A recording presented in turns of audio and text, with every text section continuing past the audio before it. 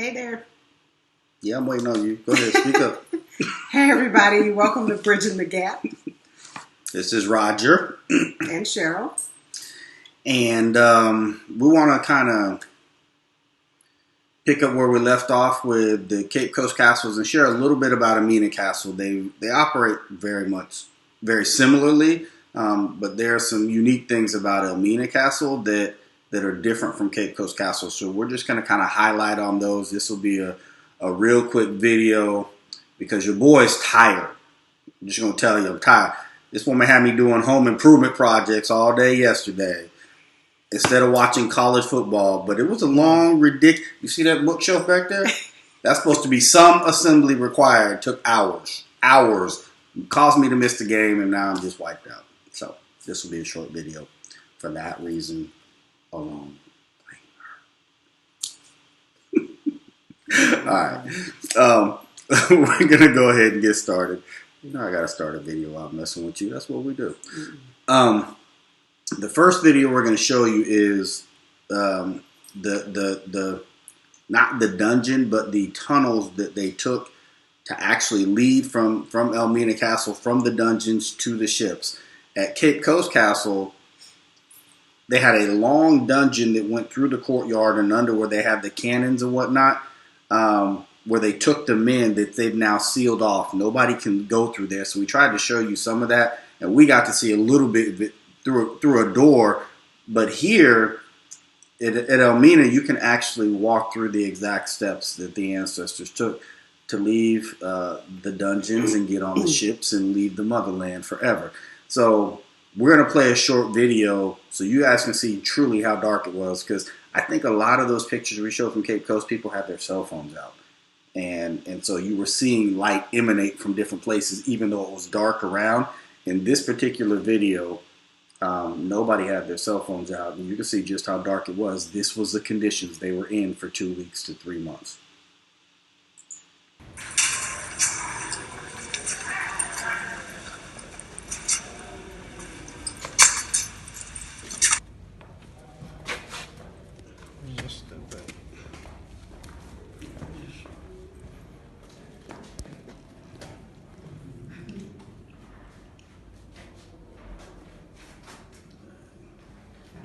Yeah, so they said the female slaves came down this way. There were steps at that time. The male slaves also from here. Then they passed through this. That's where we have the door of no return.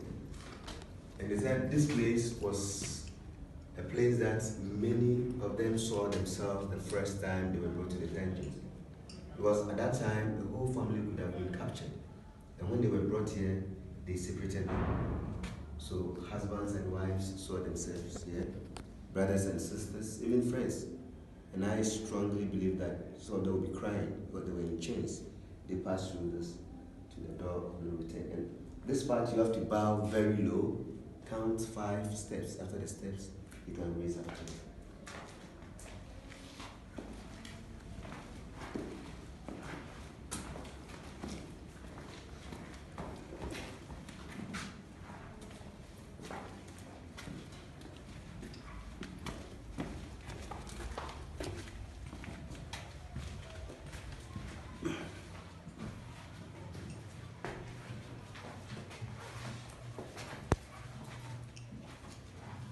Now, this is the door of no return. So immediately you pass through this, you have to say bye-bye to Africa. The ships, the sea was very close. Today it has receded.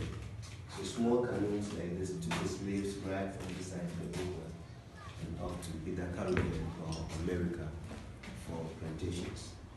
And they said those who died at sea were more than those who died in the dungeons, because of how they were part of the ship. Yes, and then when the trade was going on, there was somebody around. The name of the man is John Newton. He gave an example that whenever a ship takes 700 slaves, either 1/3 or half died. When you die, straight into the sea. But later the man became a priest, the captain. He wrote the song, Amazing Grace. He was the one who wrote the song, but he was actively involved when the trade was going on. And because a lot of them died, visitors laid wreaths that you see at the corners of the floor to remember those who died in the dungeons as well as those who also died at sea. So what they are saying is that those people, may their souls rest in perfect peace. And you can also see bottles of schnapps bottles and calabash. Sometimes when those from Caribbean and African Americans come here, some of them pour libation. They pour it in the local language and then they translate it for prosperity and also protection from their ancestors. And at that time, according to the history, before the slaves would be brought to the dungeons, they were sent to a village here. The name of the place is Asen Mansu. There is a river there. From here to that place, I think almost 2 hours drive, you have to be there. There is a river there. That was where the slaves were shaved. They had their last bath before they were brought to the dungeons. Now, when you go to the place, the 2 people have been reburied there. One is from Jamaica, the other one is from America. Their names are Samuel Castle and Madame Crystal. They died outside this country, they were buried. But when the Ghanaians were celebrating the first Emancipation Day, their mortal remains were exhumed. Now they brought their remains back to this country. To be precise, the other castle, Cape Coast Castle. So when you visit Cape Coast Castle, we have the door of no return and the door of what? Return. The same door. That inside they have written the door of no return. Outside they wrote the door of return when they brought the remains. And they perform some ceremony for them at the castle. And right after the ceremony, they sent their remains back to where the slaves had their last bath to be reburied. And then they did that to honor them. I think that was 1992, because they fought for the Africans in terms of racism and so on. And so that's why they did that to honor them. So we call the river Don Konsio in our language. In English, it's Slave River. It is also open to tourists. A lot of people go there. I first visited it when I was in high school. We went for an excursion there. By now I take a lot of group there, so if you want to go there. But sometimes you see, when visitors come here, some of them do not get a chance to see the river, maybe due to, there are tour guys there, due to time factor. So they brought a video. They sell the video here. It has a detailed history about the Slave River, this castle, and Cape Coast Castle. And also some of the books. So as you can see how dark it was, here's the things that run through my mind. Being in that dark dungeon for 2 weeks to 3 months, then being moved, and you're walked through this dark area looking like the dungeons, and you see a light at the end. I'm imagining there was a level of hope as they approached that lighted area where we finished that video. Man, are we going to get to actually go outside? And then you heard him talk about what took place in the Middle Passage. So if there were 700 slaves on a ship, half to 1/3 to half of them typically would die, and they toss them overboard. Could you imagine being in a dungeon like that for that long, seeing sunlight, embracing some level of hope, and then having that be your future? And if you made it here, that wasn't no treat either. So wanted to share that with you because it gives you a picture that we couldn't share from Cape Coast because it's blocked off. Literally, they won't let anybody walk through there. But I also want to focus on, toward the end, don't let me forget, I want to focus on the gentleman who had the change of heart, who participated in that and ended up writing Amazing Grace, because I want you to see what they did in this castle in the name of Christ, and a scripture they had posted inside this castle in the church that they had over the female dungeon in this castle. So let's go ahead to the next video, but don't let me forget to come back to that.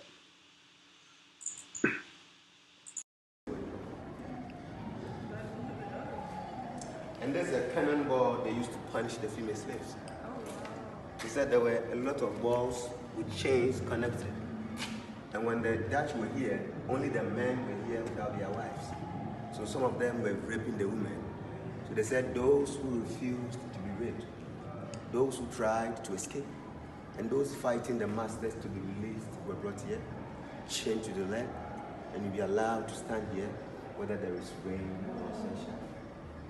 And they did this to serve as a deterrent to the rest of the women in the dungeon. So next time, when you are called to do something, quickly you have to obey. So that is the purpose of this. It's very early, and 8 of them, so you can't move within Sunday. And that period, the person wouldn't be given food. Very good. Let's continue. Question.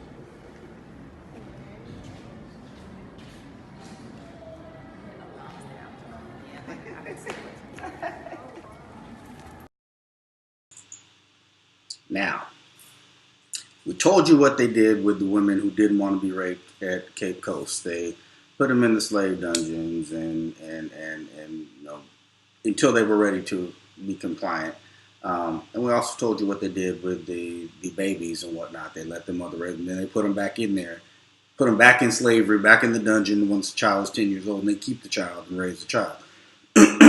With the women here at Elmina, they put you on display in the middle of the courtyard, butt naked, with irons and chains. And it was at the very beginning of that clip. Is that where he was talking about how they would hit them? Mm-hmm. Yeah, we didn't catch that part, but they would take that cannonball and hit the women in the stomach. Right. As he said, as a deterrent, so that the other women would know when you are called to be raped that you need to obey. Go. Right. Period. In the story, Yeah. and this is what you'll get. And what's not shown in this video is we saw the actual place where they had to go and walk up the stairs. It was like a trap door that they would go into, and there was a ladder that went up to where they had to walk to where they knew they were gonna be raped. So they had the women's slave dungeon, then they have the courtyard. They would have to be cleaned up, obviously, walk across the courtyard, and then once they crossed the courtyard, just under the master, the governor's quarters, was a drop-down ladder, almost like you're climbing up into somebody's ceiling. You pull the ladder down. It was one of those, so you could climb right into his bedroom, get raped, climb back down, and leave. If you weren't ready to make that trip, they took you halfway through, stuck you in the courtyard, butt naked, ball and chain, and literally beat you with a cannonball in front of everybody in the castle. Now, I'm not sure if it was this one or was it Cape Coast where they had all the women come out and then the men picked them. I think that was Cape Coast. That was Cape Coast? Okay. I think Cape Coast is where they lined them up and picked them. Yeah. At Elmina, they just picked one, and if you didn't obey, we're not putting you in a cell. Mm-hmm. We'll bring you out here and put you on display. Yeah. So, pretty different treatment, horrific for both, but imagine being treated like that because you didn't want to be raped. Being put in a dungeon or a cell by yourself with no toilet, where that's no different anyway. They didn't have toilets, but that's bad in and of itself. But to be put on display butt naked and beat in the stomach with a cannonball in front of everybody until you break and submit to being raped. Okay. All in the name of Jesus. Yeah. Ready for the next one? Yeah. So this sanctuary was over the women's dungeon? Yeah.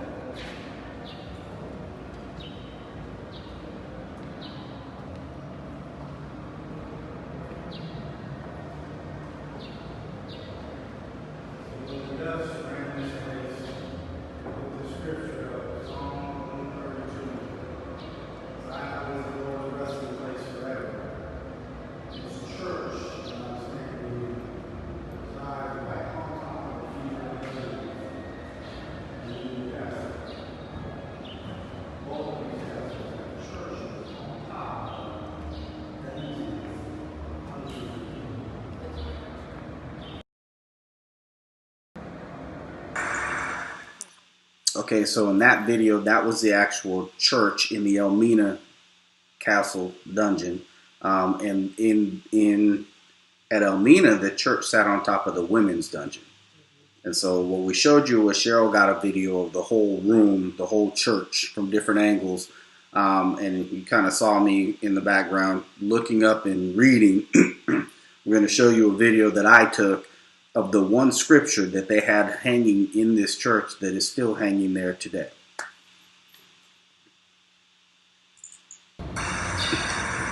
So when the Dutch ran this place, put the scripture up. Psalm 132.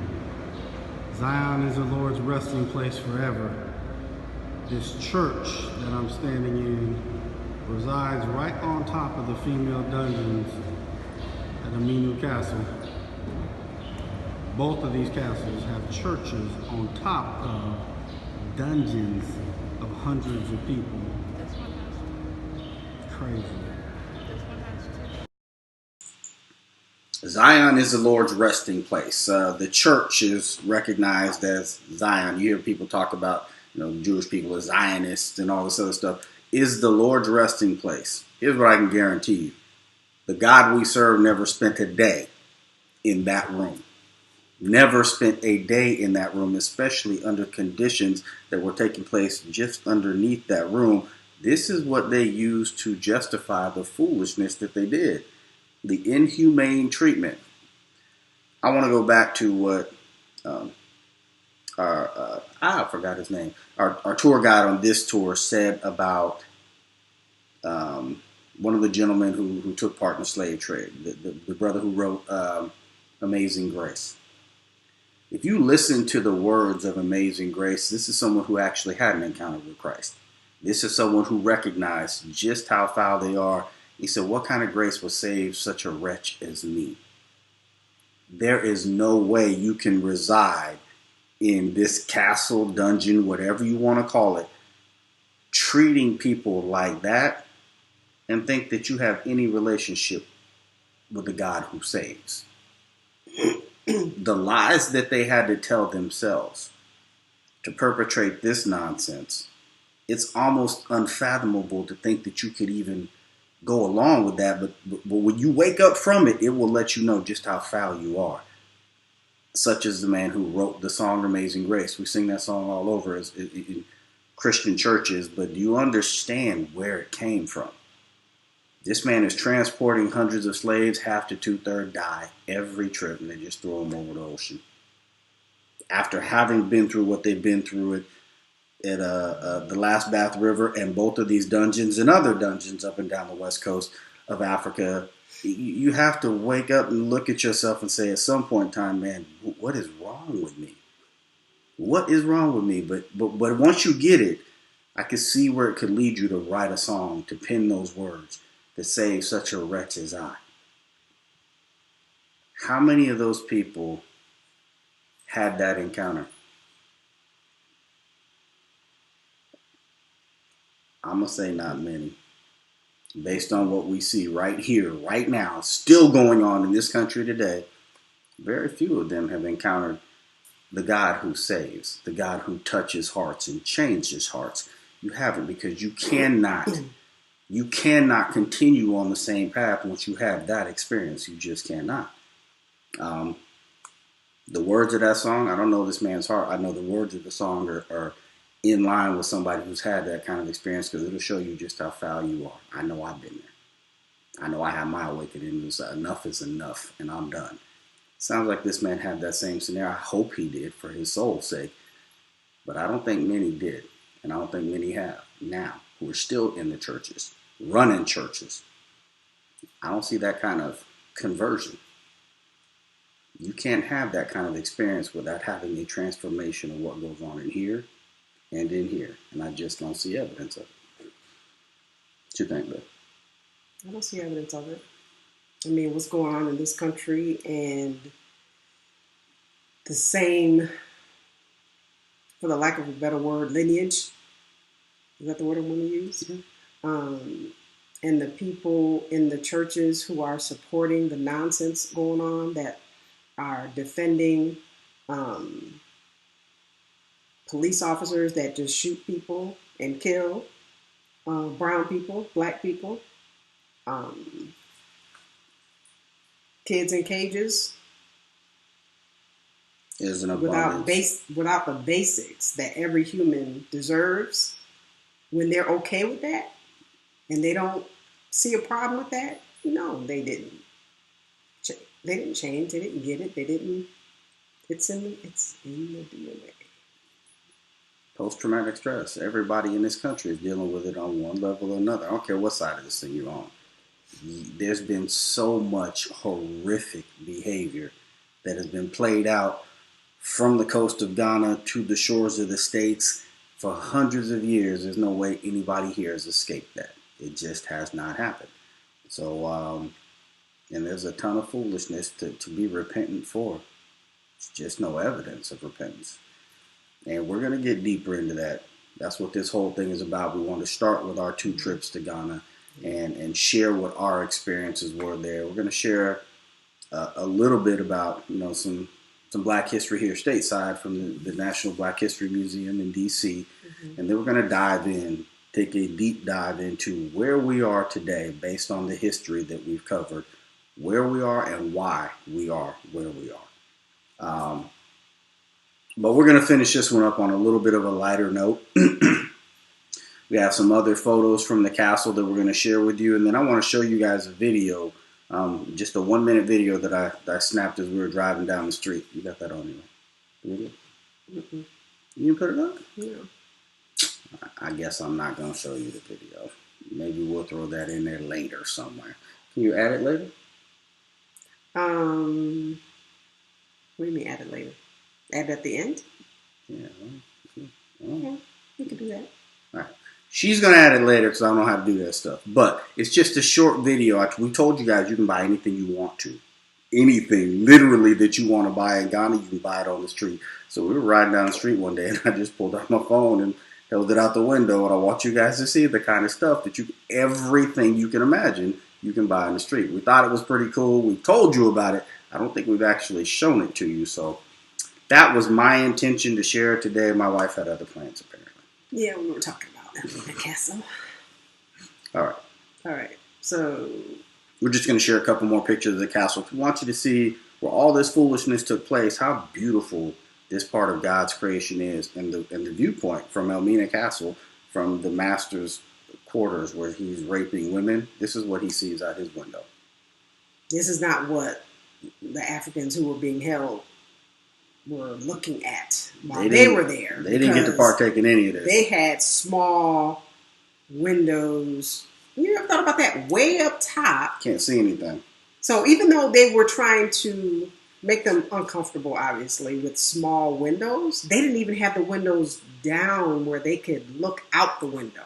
They had their windows way up top, and then when you go into the churches or you go into the governor's quarters or whatever they call themselves, there were windows all around. Nice breeze coming through and everything. Tons of windows, very beautiful scenery, scenic view, panoramic scenic view that they lived in while they held people in dungeons with a window that's about 12, 15, 18 feet high. Yeah. Just enough to let a little bit of light in and make sure you can't see anything on the outside. Every time we watch this, or even being there, it pisses me off over and over. It should. It doesn't matter how many times I see it. It's just ridiculous. All right, let me move on. Told y'all, she a little militant. So this is right outside of the governor's castles, overlooking the city. He wakes up in the morning, he walks outside his room. This is what the governor will see.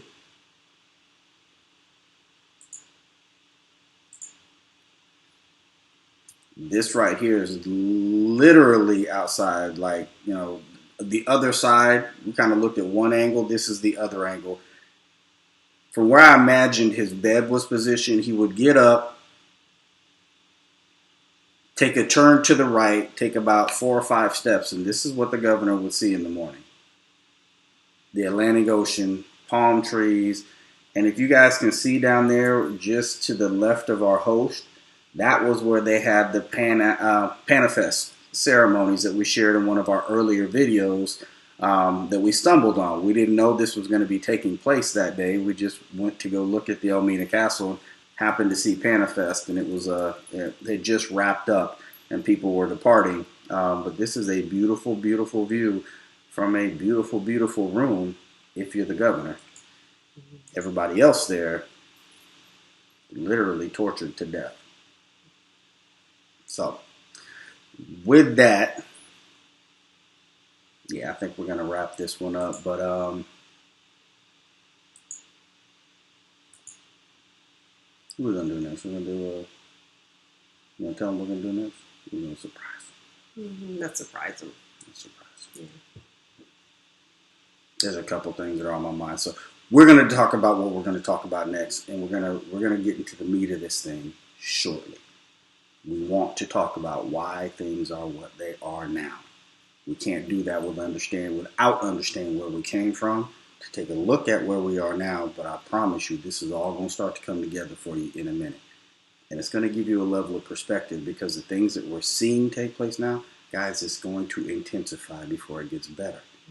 And without understanding, it'll leave you pissed off and wanting to react. With understanding, it's good for me. Rightfully so. You're still going to be upset. Yeah. But if you don't have an understanding of what this really is and where it's coming from and where it's going, it will piss you off to the point of wanting to act upon that emotion. And acting on emotions will fail you 9 times out of 10. They're there for a reason, but when they drive you, it's going to be bad, which is why we're doing what we're doing. We can expect things to intensify. So let's wrap our mind around it and get to the root of it, because at the root of everything there's truth. All right, guys, with that, we're going to wrap this one up, and she's going to add a 1-minute video at the end of this. And if she doesn't, I expect every one of you to comment and say, Cheryl, where's my video? Wow. I'm going to add the video. All right, guys. Bye, Have a guys. good day.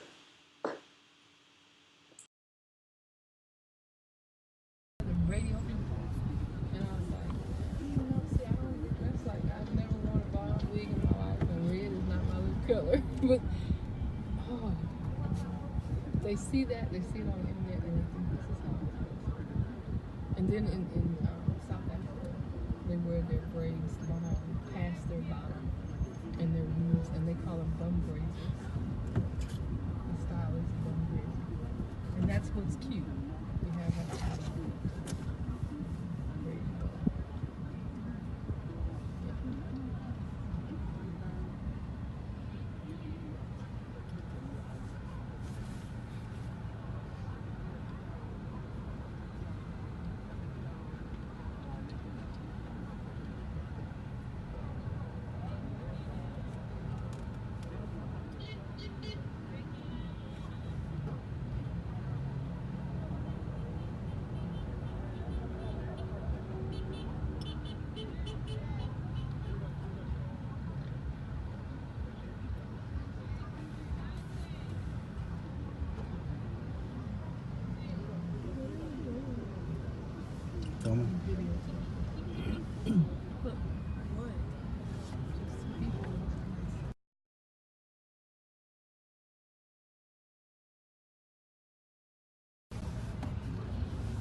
Ghana, Accra.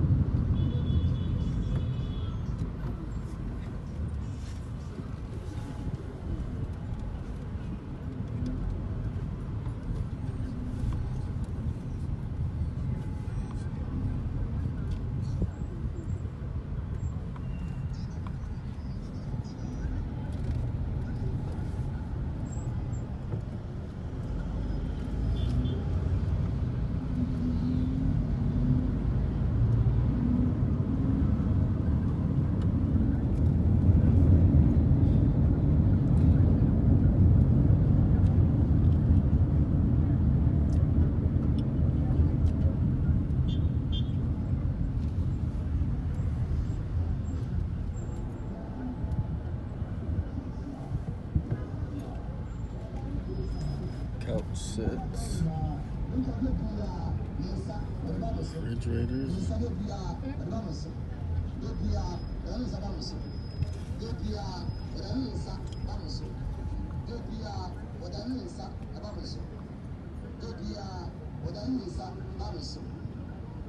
Matthew 4, Matthew chapter 4, verse 16.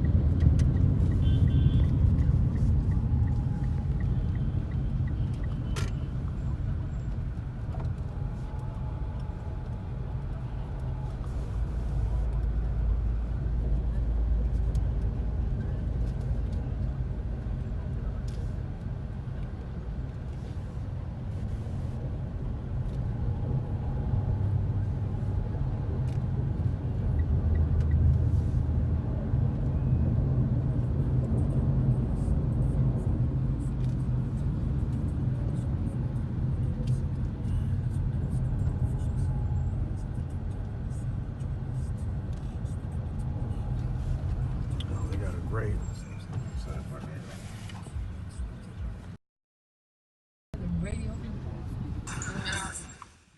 All right, guys. I didn't realize my wife was going to add that video like right now.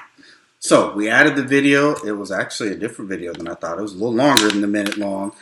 Here's what I want to say before we get out of here is when we're playing the videos back, sharing them with you, some of them seem like they're going frame by frame. And we don't know if that's going to come out that way on your end. I don't think they have in the past.